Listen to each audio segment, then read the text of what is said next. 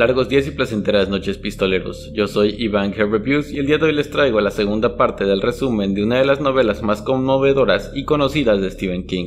Se adaptó en 1999 y fue nominada a Mejor Película en los premios Oscar. Estoy hablando, por supuesto, de la novela La Milla Verde o El Pasillo de la Muerte. Espero disfruten el video. Sin más que decir, comencemos. Capítulo 4. Una ejecución espeluznante. Paul lleva un diario y comparte que el tiempo que pasa en Georgia Pines tiende a erosionar la memoria, algo contra lo que lucha activamente. Se levanta temprano para dar un paseo por el bosque, con su desayuno de tostadas con mantequilla, y toma prestado un poncho para protegerse de la lluvia. En el bosque realiza una tarea sin nombre en uno de los viejos cobertizos, tarea que mantiene en secreto para todos en el asilo. Regresando a minutos después de que Percy mata al señor Jingles, Delacrux queda devastado. Los otros guardias están indignados por el nivel de crueldad de Percy. De repente, Coffee grita desde su celda y le pide a Paul que le entregue al señor Jingles, mientras todavía hay tiempo. Paul se da cuenta de que Coffee intentará resucitar al señor Jingles de la misma manera que lo curó. Coffee sostiene el ratón en sus manos y parece inhalar el aire a su alrededor. Lentamente la cola del señor Jingles se mueve cuando vuelve a la vida. El ratón es devuelto a Delacrux, quien está extasiado e incrédulo por la recuperación del señor Jingles. Los guardias están aterrorizados al ver esto, pero Paul les asegura que lo ha visto antes y que está bien. Después de que el señor Jingles vuelve a la vida, Paul y Brutal encuentran a Percy puliendo a la vieja chispa para la ejecución de Delacrux, que es al día siguiente. Le informan a Percy que el señor Jingles está vivo, hecho que duda hasta que lo ve por sí mismo. Paul amenaza a Percy diciéndole que haga un buen espectáculo al día siguiente antes de que realizara su traslado a Briar Ridge. Le hace prometer que abandonará Cold Mountain después de la ejecución de Delacrux. Percy considera el trato y acepta. El día de la ejecución de Delacrux hay una terrible tormenta. Delacrux le entrega el señor Jingles a Coffee para que lo mantenga a salvo antes de que Paul cumpla su promesa de entregar al ratón a Villa Ratón. En la vieja chispa, Percy tiene la tarea clave de pedirle a Delacrux sus últimas palabras y anunciar el inicio de la ejecución a la audiencia. Delacrux tiene miedo de ver a Percy a cargo, y antes de iniciar la ejecución, Percy revela cruelmente que no existe Villa Ratón. Paul está tan distraído por la traición de Percy a su acuerdo por su buen comportamiento que no se da cuenta hasta que es demasiado tarde de que Percy está haciendo algo sospechoso con el casco de Delacrux. Cuando comienza la ejecución, Delacrux comienza a arder y a incendiarse, creando una visión espantosa que perturba profundamente a los testigos.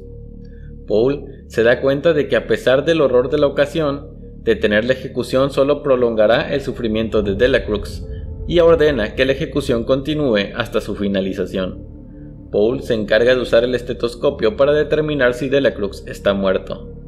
Paul determina que efectivamente ha fallecido, y una vez los guardias logran llevar el cuerpo de Delacrux a la camilla, Paul evita que Brutal golpee a Percy. Paul explica que si algo perjudicial le sucede a Percy, todos serán despedidos y Percy seguirá presente. Percy afirma ser inocente y declara que no sabía que se suponía que la esponja debía estar mojada, lo que Paul siente que es una mentira que Percy ha ensayado. Curtis Anderson, reemplazando al alcalde Moores, llega para decirles a los guardias que todos los testigos están traumatizados. Paul le dice a Anderson que Percy solicitará una transferencia pronto. Brutal agrega que Percy se tomará días de enfermedad hasta que esto suceda. De vuelta en el bloque E, William Wharton canta una canción grosera sobre la ejecución de Delacrux, lo que molesta profundamente a Paul. Coffee está llorando en su celda de luto por la muerte de Delacrux. El señor Jingles no aparece por ninguna parte, y Paul piensa en alejarse, pero en lugar de eso dice en voz alta el nombre completo de Coffee, se arrodilla y se desabrocha uno de los zapatos. Cuando Paul regresa a casa después de la ejecución de Delacrux, llora en los brazos de su mujer. Paul se queda dormido y sueña con Delacrux, Melinda Moores y Coffee. En su sueño, Coffee sostiene a una de las gemelas en el hueco de cada brazo, y en su puño está el carrete de madera y el zapato de Paul. John vuelve a decir: no pude evitarlo, Traté de remediarlo, pero ya era demasiado tarde. Esta vez Paul entiende que estas palabras no son de una admisión de sus crímenes, sino más bien su lamento por no poder salvar a las niñas.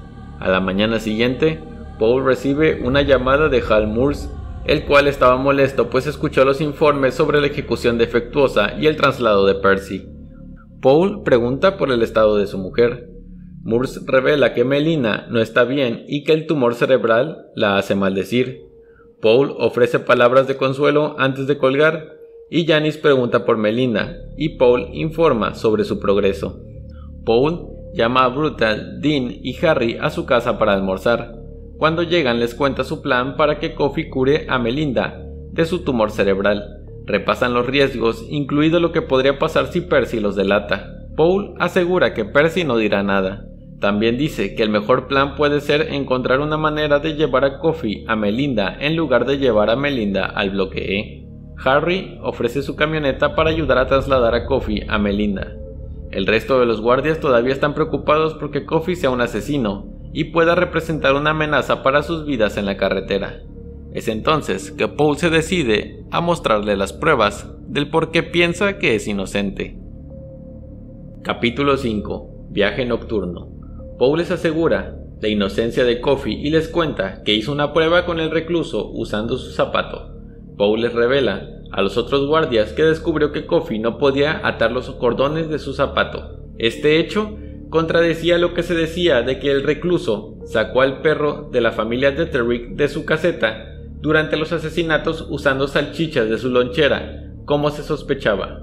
Explica que la lonchera se encontró cuidadosamente atada en el bolsillo de Coffee, lo que significa que no podía haber sacado las salchichas de la lonchera para atraer al perro y volver a atarla con tanto cuidado. Como la lonchera de Coffee era una gran prueba incriminatoria para el departamento del sheriff, Paul cree que la prueba del zapato respalda la inocencia de Coffee. De vuelta al presente, en Georgia Pines, un Paul anciano vigila que no llegue Brad, pues solo en su ausencia puede escaparse y hacer su tarea secreta.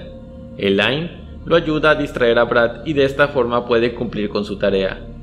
Mientras se dirige al bosque con la tostada fría, piensa en el día en que Brutal, Dean y Harry llegaron a su casa para planificar cómo conseguir que Coffee cura a Melinda. El grupo conspira para sacar a Coffee de Cold Mountain el tiempo suficiente para curar a Melinda. Están de acuerdo en que Dean debería quedarse atrás en caso de que algo salga mal para poder evitar la responsabilidad en él y no poner en peligro su trabajo, siendo el guardia con más que perder, pues tenía una familia y era el más joven. Paul llega a Cold Mountain para el turno de noche y Brutal, Dean y Harry lo siguen poco después. Confirman que la camioneta de Harry está lista. Percy aparece quejándose e intentan actuar con normalidad a su alrededor para que no detecte su complot. Paul asigna a Percy la tarea de trapear y luego escribir un informe de la noche anterior, tareas que él acepta sin problema, ya que se siente aliviado de estar lejos del resto de los guardias. Paul habla con Wharton durante algún tiempo y complace al recluso llamándolo el niño, en honor a Billy the Kid, su héroe. Paul visita a Coffee, quien parece saber intuitivamente lo que está a punto de suceder.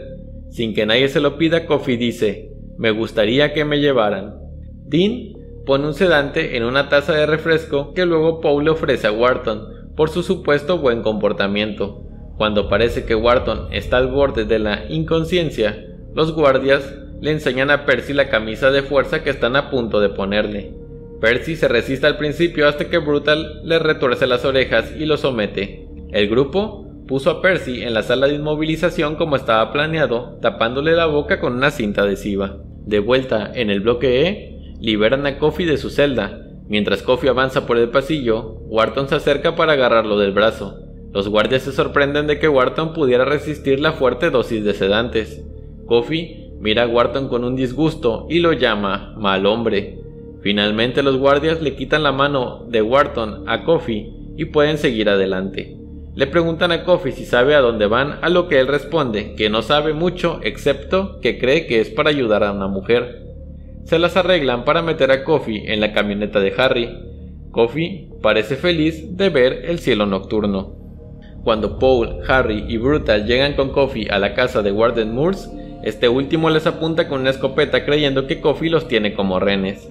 Los guardias le explican que Coffee no es malo y solo quiere ayudar. Al mismo tiempo, la esposa de Moores, afectada por su enfermedad, sale al porche y comienza a maldecir a todos. Coffee interviene rápidamente, arrebatándole el arma a un Moores muy distraído, y dice que quiere ayudar, para gran sorpresa e incredulidad del alcaide. Moores dice abatido que no hay nada que Coffee pueda hacer para ayudar. Coffee entra en la casa y encuentra a Melinda. A medida que él se acerca a ella comienza a hablar con más claridad. Coffee la mira a la cara y parece localizar el origen de su enfermedad. Manteniendo su cabeza quieta con las manos, le chupa el aire de la boca en un beso profundo. Cuando Coffee finalmente succiona su enfermedad, cae al suelo y se ahoga. Paul espera que salgan insectos negros de su boca como siempre, pero esto no ocurre. Moores corre al lado de Melinda y se sorprende al descubrir que su cabello ha vuelto a su color natural. Ella parece sana, parece atónita cuando mira a su alrededor y dice que lo último que recuerda es haber ido al médico para que le hicieran una radiografía. No parece recordar en absoluto el empeoramiento de su enfermedad. Cuando ve a Coffee le informa a todos que lo ha visto antes en sus sueños. Paul explica que Coffee es responsable de curarla. Moores y Melinda agradecen a Coffee. Los guardias notan que se acerca el amanecer y se preparan para partir. Antes de partir, Melinda le entrega a Coffee su medalla de San Cristóbal como protección y como muestra de su gratitud. Paul, Brutal, Harry y Coffee regresan a Cold Mountain. En el camino, los guardias se detienen para hacer sus necesidades al costado de la carretera.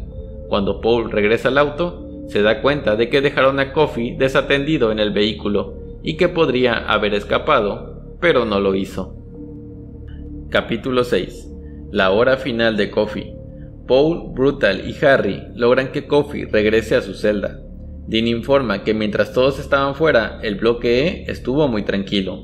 Van a la sala de inmovilización para liberar a Percy, no sin antes darle severas advertencias sobre no meterse en problemas. Paul abofetea a Percy en la cara para demostrar su seriedad al dejar todo en paz. Brutal agrega que si le cuenta a alguien más, le iban a hacer daño de verdad. Furioso, Percy acepta y les dice a todos que saldrá temprano de trabajar. Mientras avanza por el pasillo, tiene la cabeza gacha y no ve a tiempo que Coffee ha extendido una mano para agarrarlo.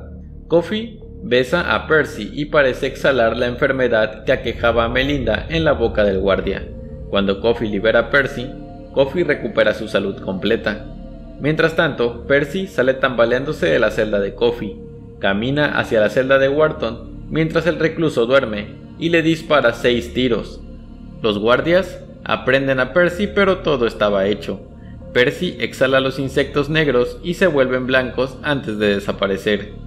Paul mira a Coffee, quien le saluda con la cabeza. Paul le devuelve el asentimiento, pareciendo estar de acuerdo con las acciones de Coffee. Paul y el resto de los guardias comienzan a inventar una historia de los acontecimientos del día. Moores intenta llamar la atención de Percy, pero Percy parece catatónico. Paul revela que eventualmente Percy termina en Bear Ridge, pero como un recluso, en lugar de un guardia. El resto de los guardias ocultan las acciones de Coffee, explicando que Percy estalló y de la nada mató a Wharton. Paul le cuenta la historia a su esposa y ella le pide que aclare detalles sobre las acciones de Coffee. Paul intenta explicar el poder de intuición de Coffee y cómo puede atraer a las personas sin tocarlas. Mientras habla con Janice, piensa en las niñas de Terrick y se pregunta por qué las niñas no gritaron en la casa cuando seguramente la sangre cerca de su cama sugiere que el ataque comenzó allí. De repente, Paul se levanta y declara que va a encontrar algo. Poco después, la fecha de ejecución de Coffee se fija para el 20 de noviembre. Paul está devastado porque después de todo lo que Coffee ha hecho, se encontrará con la muerte en la ejecución. Procede a llegar al fondo del caso. Visita el juzgado del condado de Purton para encontrar información sobre Wharton y se encuentra con el sheriff Catlett, quien escuchó que alguien estaba buscando registros. Le cuenta a Paul que Wharton tuvo una juventud problemática que comenzó con delitos menores que eventualmente escalaron hasta el abuso sexual de una niña. La familia de la joven había acudido a Catlett para manejar el asunto en silencio. El sheriff y algunos hombres agredieron a Wharton como advertencia para que no repitiera sus crímenes. Como resultado, Wharton abandonó la ciudad y se embarcó en una ola de crímenes, Sospechando que existe una conexión entre los tiempos del arresto de Wharton y Coffey, Poe le dice al sheriff adjunto Rob McGee, el oficial que arrestó a Coffey, de que investigue la posibilidad de que Wharton se haya encontrado con los Detterick. McGee acepta investigar, pero le dice a Paul que hablará en privado con Klaus Detterick debido a la naturaleza delicada del tema. Cuando regresa, invita a Paul a su casa para hablar en privado. Allí cuenta que Klaus había contratado a un hombre para que le ayudara a pintar el costado del granero varios días antes de los asesinatos. El hombre se presentó como Will Bonney, que era el verdadero nombre de Wharton. Esto ubica a Wharton en torno al movimiento y lugar del crimen y explicaría cómo el perpetrador sabría que las gemelas estaban durmiendo afuera la noche de su asesinato. McGee parece conmocionado cuando la información parece señalar a Wharton como el probable verdadero asesino de las gemelas Detterick. Sin embargo, McGee dice que es poco probable un nuevo juicio para un hombre negro y le pregunta a Paul qué piensa hacer. Paul le dice que no lo sabe. Al día siguiente, Harry, Dean y Brutal se reúnen con Paul en su casa para almorzar. Janice se reúne con ellos y Paul les cuenta lo que sabe, incluso su viaje para descubrir más sobre el pasado de Wharton. Al escuchar esta revelación, Janice se emociona porque tienen información que podría liberar a Coffey. Paul y el resto de los hombres dicen que no es posible en ese momento. Paul comparte que si bien McGee también parece tener dudas, el hecho de que los Detterick tuvieran un visitante aleatorio y que resulte ser Wharton no es suficiente para cambiar el destino de Coffey. Janice les dice que mientan y digan que Wharton confesó mientras estaba en Cold Mountain.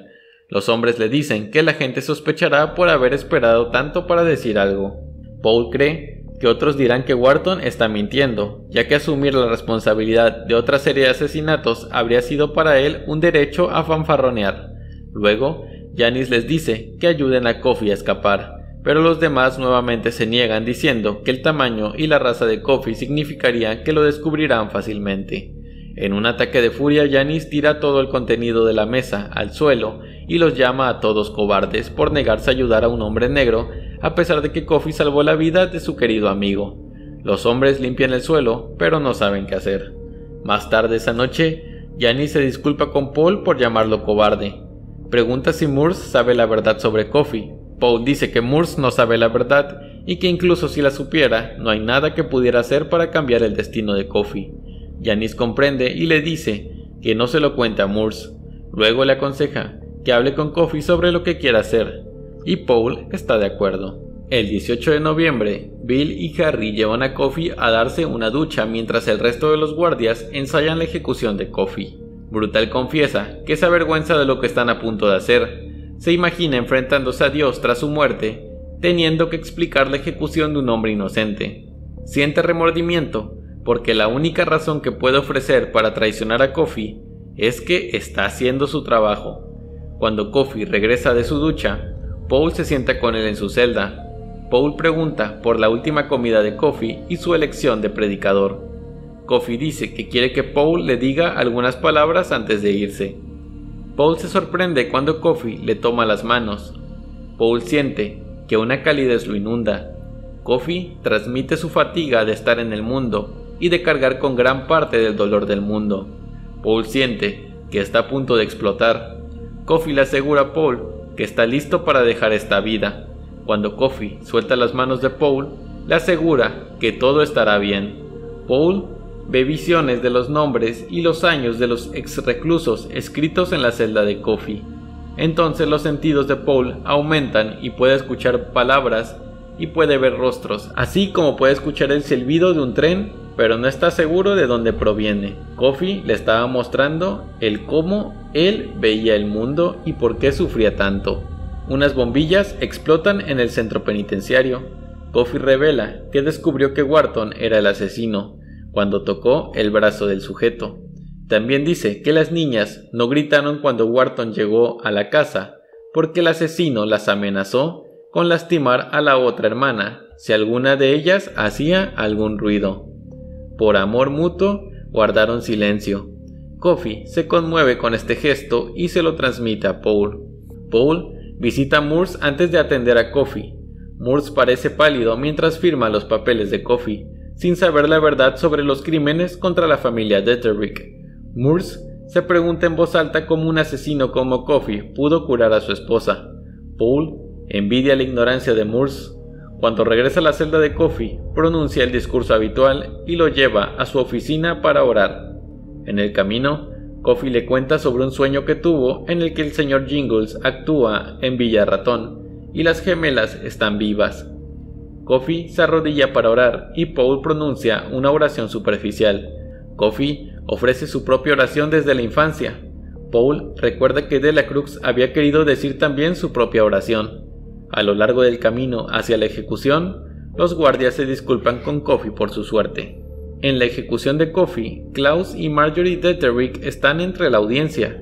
Marjorie maldice a Coffey cuando pasa, queriendo venganza por sus chicas muertas. Coffey está asustado por el odio del público. Brutal le dice a Coffey que piense en los guardias que lo conocen, pero eso no parece tranquilizarlo. Harry comienza a llorar. Los guardias intentan preparar la ejecución con la mayor ternura posible mientras Marjorie grita desde su asiento. Coffey parece asustado. Cuando Brutal está a punto de ponerle la máscara, este grita que le tiene miedo a la oscuridad. Paul le dice a Brutal que guarde la máscara para cumplir con el último pedido de Coffey. Cuando comienza la electrocución, la corriente es tan fuerte que se apagan varias luces. Mientras Coffey está siendo electrocutado, llama la atención de Paul brevemente. Poco después, el cuerpo de Coffey queda inerte y es declarado muerto. Cuando Paul regresa a casa después de la ejecución, Paul recuerda que Coffey tenía miedo a la oscuridad y comienza a llorar de nuevo. Janice se sienta con él y lo consuela. De vuelta al presente, en Georgia Pines, Elaine termina de leer las páginas del diario de Paul que le había dado. Su escritura la conmueve hasta las lágrimas. De su historia, ella deduce que debe ser mucho mayor de lo que parece. Y Paul revela que tiene 104 años y que su larga vida es parte del efecto residual del toque de Coffey. Le ofrece a Elaine las páginas restantes de su historia para que las lea. Cuando termina esas páginas, se reúne para que Paul pueda mostrarle lo que ha estado guardando en el cobertizo en el bosque. Resulta ser que el señor Jingles está vivo y vive en el cobertizo. Paul le ha estado dando caramelos de menta y tostadas al ratón desde que lo descubrió en las escaleras de la cocina de Georgia Pines. No estaba seguro de que fuera el señor Jingles hasta que encontró un carrete y vio que podía hacer los mismos trucos. Paul razona que al señor Jingles se le concedió el regalo en una larga vida, de la misma manera que Paul lo recibió de Coffey. Paul cree que el toque de Coffey prolonga la vida, pero que la carga de sentir empatía por los dolores del mundo desgasta el cuerpo y acorta la vida. Paul le dice a Elaine que cree que la llegada del señor Jingles es una señal de que tiene que compartir su historia sobre Coffey antes de morir. Es en esa tarde, en la esquina del cobertizo, que el señor Jingles muere después de jugar con el carrete, para gran dolor y horror de Paul y Elaine. Después, tenemos otro recuerdo de Paul en 1956. Paul y Janice están en un Greyhound en Alabama de camino a la graduación de su nieta, Tessa. Está lloviendo. Janice, sentada al lado de Paul, se queja de su cámara. De repente, uno de los neumáticos del Greyhound explota y el vehículo choca contra un camión que transporta fertilizante. Un tanque de diésel explota al chocar y hace volar la camioneta. Paul se encuentra vivo e ileso. Localiza a Janice, que está sangrando por la cabeza. En las sombras, ve a Coffey y le pide ayuda, pero tan pronto como lo hace, la figura desaparece. Paul grita devastado, queriendo saber por qué la esposa de Moore se salvó, pero la de él no. Janice muere desangrándose en los brazos de Paul. Se da cuenta de que Coffey le había salvado la vida, transmitiéndole parte de su vitalidad. Como resultado, Paul avanza por la vida con una salud casi perfecta hasta el punto de que comienza a extrañar la sensación del dolor.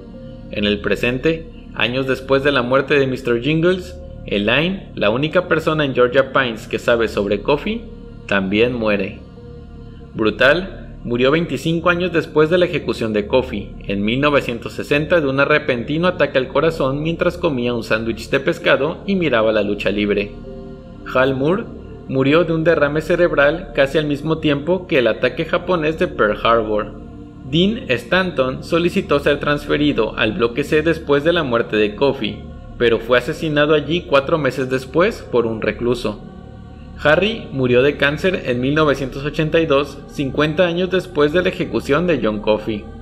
Paul se queda despierto por las noches en su vejez, pensando en sus amigos que han fallecido y en la vida que le queda.